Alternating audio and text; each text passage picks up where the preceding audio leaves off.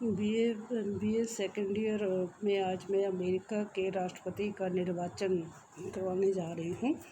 America के राष्ट्रपति का निर्वाचन की जो प्रक्रिया है, इसके बारे में मैं आपको चर्चा करूँगी। दुनिया के सबसे ताकतवर देश अमेरिका में राष्ट्रपति चुनाव की प्रक्रिया 2020 में शुरू हो गई है। इस साल अमेरिका में राष्ट्रपति के चुनाव होने हैं। भारत जैसे अमेरिका में भी लोकतंत्र है, लेकिन राष्ट्रपति चुनाव की प्रक्रिया दोनों देशों में भिन्न है। दुनिया में 2020 में तो महत्वपूर्ण जो घटनाएं, एक तो पूरे विश्व में जो महामारी कोरोना वायरस है, इस विश्व में पूरा विश्व इस कोरोना वायरस से लड़ रहा है। ये एक महामारी, इसमें कि पूरा विश्व जो है एक तीसरे विश्व युद्ध के रूप में लड़ रहा है इस वायरस से, और बड़ी बड़ी महाशक्तियां भी, यूएसए भी इसके सामने झुक गया है। पूरे विश्व के लिए कोरोना वायरस एक गंभीर चुनौती है। दूसरी जो महत्वपूर्ण घटना है 2020 की, वो है कि अमेरिका में राष्ट्रपति का चुनाव इस साल होना है। अमेरिका में राष्ट्रपति के चुनाव की प्रक्रिया जो है शुरू हो गई है। इस प्रक्रिया का जो अमेरिका के राष्ट्रपति की जो कार्यपालिका शक्तियां हैं, वो राष्ट्रपति के पास है संविधान के द्वारा, और इस संविधान सभा के द्वारा अंत में यह निश्चित किया गया कि राष्ट्रपति का निर्वाचन जो है जनता द्वारा अप्रत्यक्ष रूप से होगा। इस अप्रत्यक्ष निर्वाचन के अंतर्गत जनता द्वारा निर्वाचक मंडल का चुनाव किया जाए, और निर्वाचक मंडल के द्वारा राष्ट्रपति का।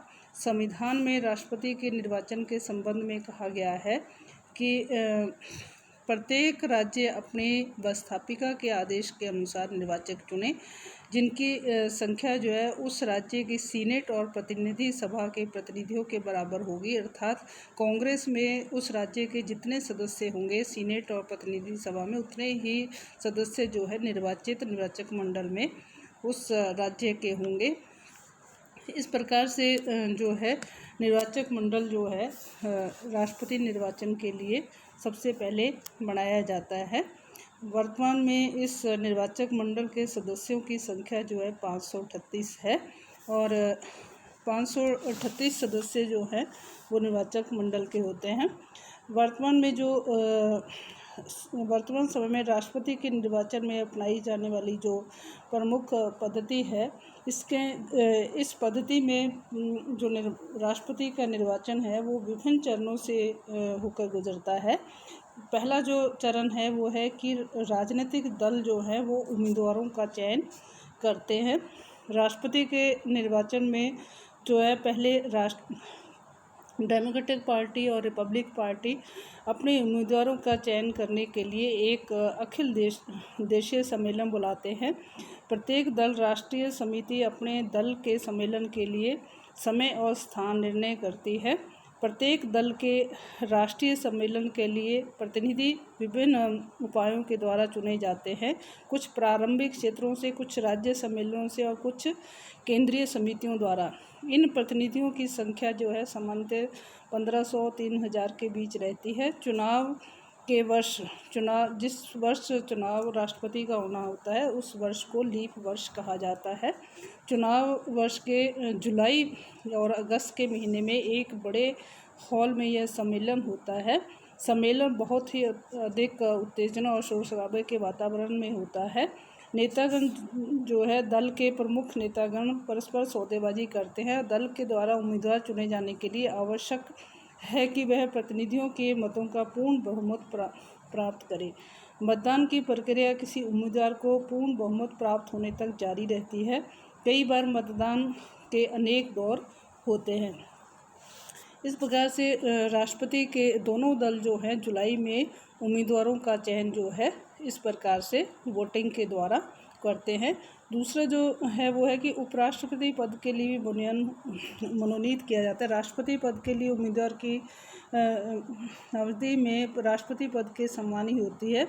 संयुक्त राज्य अमेरिका में अब इस संबंध में परंपरा बन गई है कि राष्ट्रपति और उपराष्ट्रपति पद के उम्मीदवार न केवल अलग अलग राज्यों वरना 2 अलग अलग क्षेत्रों से होने चाहिए। इसका अर्थ है कि यदि राष्ट्रपति पद का उम्मीदवार उत्तरी राज्य से तो उपराष्ट्रपति पद का उम्मीदवार दक्षिण राज्य से होना चाहिए। राष्ट्रपति पद के लिए प्राय बड़ा संघर्ष नहीं होता, उपराष्ट्रपति पद के लिए संघर्ष नहीं होता और शीघ्र ही कोई ना कोई उम्मीदवार स्पष्ट बहुमत प्राप्त करके इस पद के लिए दल का उम्मीदवार बन जाता है। दूसरा जो उम्मीदवारों के चयन के बाद दूसरा जो स्टेप आता है वो है चुनाव अभियान। सम्मेलन समाप्त होने के बाद राष्ट्रपति और उपराष्ट्रपति पद के लिए जो मनोनीत उम्मीदवारों के द्वारा दल की एक राष्ट्रीय समिति चुनी जाती है। यह समिति अपना एक प्रधान और कोषाध्यक्ष चुनती है। यह समिति अपने दल के उम्मीदवारों के परामर्श से राज्य में अपने दल के उम्मीदवारों के पक्ष में तीव्र अभियान चलाती है। चुनाव कानून के अनुसार राष्ट्रपति के चुनाव अभियान पर अधिकतम खर्च जो है $30,000 ही हो सकता है, परंतु इसका उल्लंघन करने वाले के विरुद्ध कोई कानूनी कार्रवाई नहीं की जाती।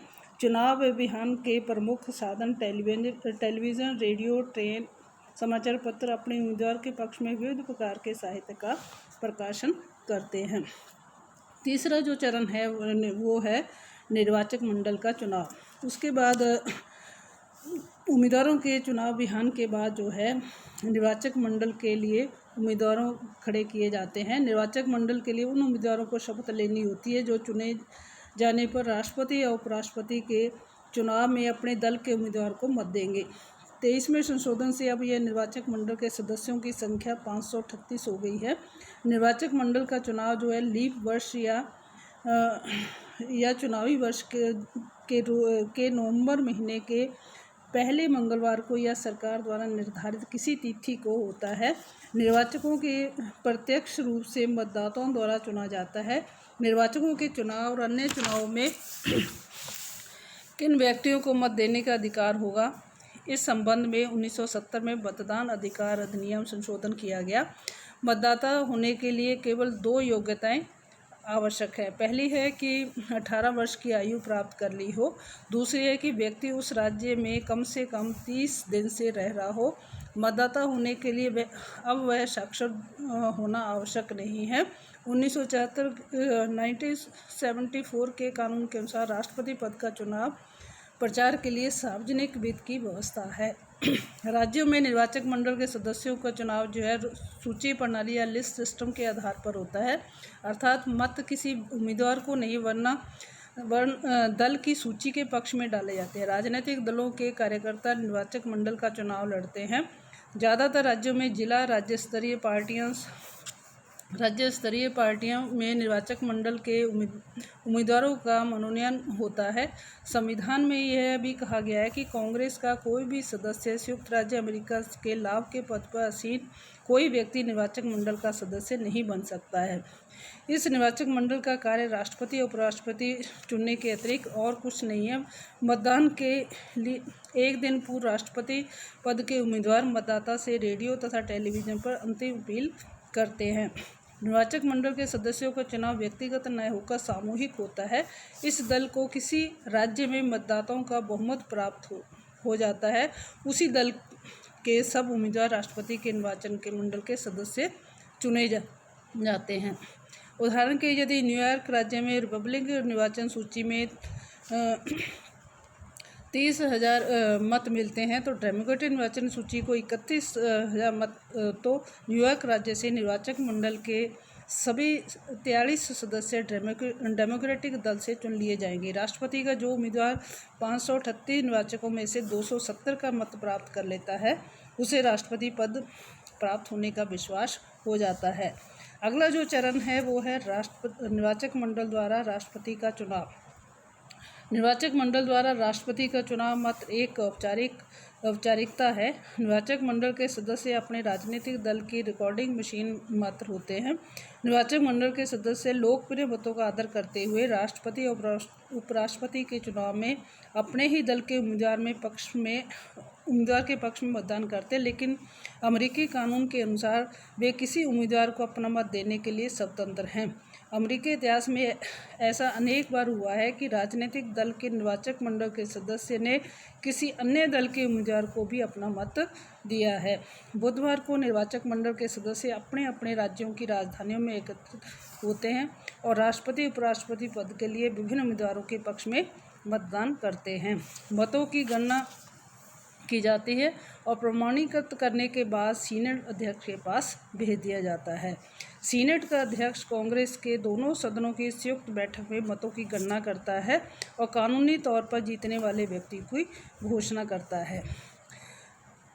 अगला जो स्टेप है वो है कि जब किसी विशेष स्थिति में जब किसी उम्मीदवार को स्पष्ट बहुमत नहीं मिलता है, यदि राष्ट्रपति पद के दो उम्मीदवारों को बराबर मत प्राप्त हो जाए अथवा किसी को भी मतदाताओं का पूर्ण स्पष्ट बहुमत प्राप्त न हो, तो प्रतिनिधि सभा सबसे अधिक मत प्राप्त करने वाले प्रथम 3 उम्मीदवारों में से किसी एक को राष्ट्रपति निर्वाचित कर सकती है।